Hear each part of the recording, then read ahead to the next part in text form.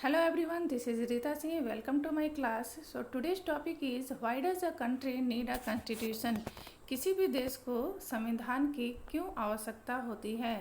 So as we know that mostly country in the world have their constitution. संसार के अधिकतर देशों का उनका अपना कॉन्स्टिट्यूशन है. But it doesn't mean that they have the constitution.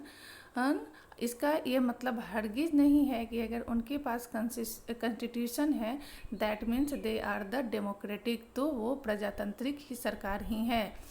ऐसा कोई ज़रूरी नहीं है कि जिन देशों के पास संविधान है उनके पास उनका वो डेमोक्रेटिक के या प्रजातांत्रिक सरकार ही हो. So constitution it serves the certain ideals और द पर्पस. किसी भी देश का संविधान उस देश के कुछ आइडियल्स, आदर्शों, उद्देश्यों को सर्व करता है. So in this chapter we will have discussed 3 important purpose that serves the constitution. इस चैप्टर में हमें 3 इम्पॉर्टेंट महत्वपूर्ण उद्देश्यों के बारे में चर्चा करना है जो हमारा कॉन्स्टिट्यूशन सर्व करता है. The first one is the it serve the certain ideals. ये कुछ निश्चित आइडियल्स और आदर्शों को सर्व करता है और उसे व्यक्त करता है. और in the another word we can say that it tell us about the fundamental nature of our society. ये हमें बताता है कि हमारे समाज का आधारभूत संरचना क्या है.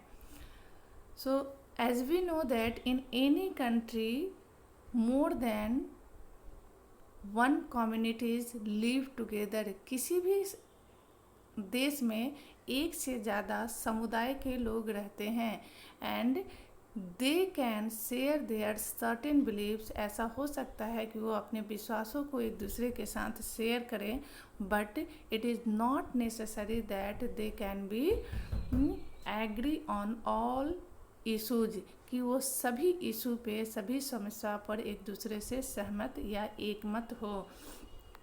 So a constitution helps serve as a set of rules and principles that all persons in a country can agree upon as the basis of the way in which they want the country to be governed. इसीलिए संविधान जो है यह उन rules और principles का एक संग्रहण है जिसके आधार पर देश को संचालित किया जाता है और जिस पर देश के सभी वासियों को यह विश्वास होता है कि उसी अकॉर्डिंगली, इन्हीं सेट ऑफ रूल्स और प्रिंसिपल्स के अकॉर्डिंगली यह देश को संचालित किया जाना चाहिए और इसी आधार पर उनका विश्वास किसी देश पे बना रहता है. So this include not only the type of government. संविधान में केवल इस बात की ही चर्चा नहीं होती है कि वहाँ किस तरह की सरकारें हैं. किस तरह की सरकारें का मतलब है कि डेमोक्रेटिक गवर्नमेंट है, मोनार्की है या डिक्टेटरशिप है. संविधान से केवल हमें इस बात का ही पता नहीं चलता कि वहाँ which type of government is ruling there, but also an agreement on certain ideals. बल्कि इसमें उन निश्चित आदर्शों की भी व्याख्या रहती है और उसका एक समझौता रहता है जिसके अकॉर्डिंगली सभी जनता का यह विश्वास होता है कि किसी भी देश को उसे अपहोल्ड करके रखना चाहिए और उन्हीं सेट ऑफ रूल्स और प्रिंसिपल के अकॉर्डिंगली देश को चलाया जाना चाहिए. इसका वायलेशन या उल्लंघन नहीं किया जाना चाहिए. So there is an example. यहाँ पर इस विश्वास को that the constitution tell us about the fundamental nature of our society. इसके विश्वास में यहाँ एक एग्जाम्पल दिया गया है in the context of the Nepal government. यहाँ नेपाल गवर्नमेंट के संदर्भ में एक एग्जाम्पल दिया गया है. Some years before Nepal was a monarchy country. Nepal में एक मोनार्की देश था, मतलब वहाँ का शासन कार्य राजा के द्वारा देखरेख की जाती थी और राजा के मृत्यु के बाद उसके पुत्र वहाँ के उत्तराधिकारी होते थे। The previous constitution was adopted in 1990। वहाँ इसके पहले का जो कॉन्स्टिट्यूशन था वह 1990 में उसे अडॉप्ट किया गया था, but it was only reflected the fact that the final authority rested with the king। लेकिन यह कॉन्स्टिट्यूशन 1990 में जो कॉन्स्टिट्यूशन बना था वह केवल यह रिफ्लेक्ट करता था, यह बताता था कि वह केवल राजा के अधिकारों, राजा के अथॉरिटी ही केवल दर्शाता था, उसके बारे में ही बताता था। That means it was not reflected that the authority of the people on the country. लोगों के अधिकारों के बारे में, लोगों के अधिकारों के बारे में यह कुछ भी नहीं स्पष्ट करता था। This was the reason the people of the Nepal और the Nepali citizen they ran the movement against the monarchy government. उन्होंने एक लंबे समय तक एक मूवमेंट इसके विरुद्ध में चलाया था and finally they wanted to establish the democratic government। वह चाहते थे कि वहाँ डेमोक्रेटिक गवर्नमेंट की स्थापना हो। and finally they succeeded in putting to end to the power of the king in 2006।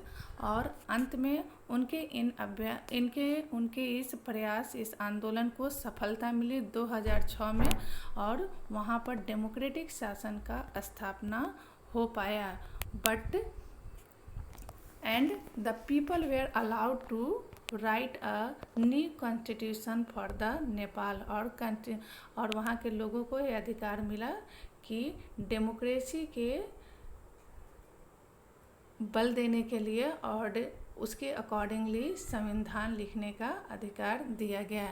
So the constitution was the new constitution, it was prepared in 2015 and it was written by the people of the Nepal और यह नेपाल के लोगों को द्वारा लिखा गया। So the reason why the people ran the movement against the government और against the previous constitution, आखिर वहाँ के लोगों ने प्रीवियस कॉन्स्टिट्यूशन के अगेंस्ट में क्यों मूवमेंट चलाया? Because previous constitution it was only reflected the authority of the king. Previous constitution जो था यह केवल किंग के ऑथोरिटी या सत्ता को ही दिखाता था, उसके अधिकारों को ही दिखाता था। It does not reflect the ideals of the country. यह कंट्री के उद्देश्यों को नहीं दिखाता था। दैट दे वांट, जो कि वहाँ की जनता चाहती थी कि नेपाल को उस तरीके का होना चाहिए। And they have fought for, और जिसके लिए उन्होंने लंबे समय तक संग्रह किया। सो मूवमेंट चलाए जाने का मेन कारण था कि वहाँ जो प्रीवियस कॉन्स्टिट्यूशन थी 1990 का जो संविधान था वह वहाँ के देश के आइडियल्स या उद्देश्यों को नहीं दिखाता था, केवल राजा के अधिकारों के बारे में ही बताता था। So by moving from a monarchy to a democratic government needs to change all its constitutive rules in order to usher in a new society।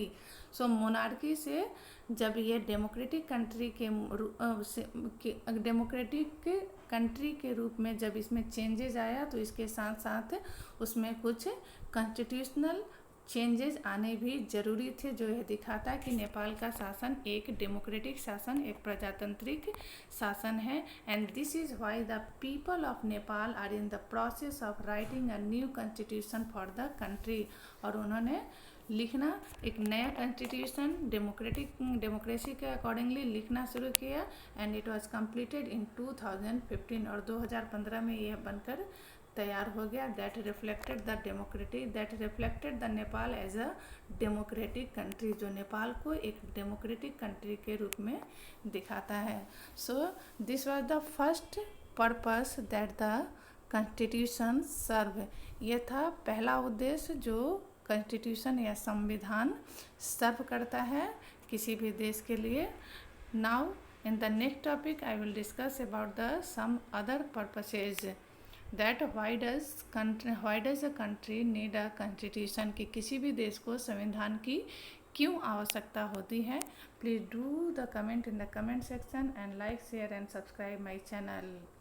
So here like, share and subscribe my channel, share, subscribe my channel. Thanks for watching my video.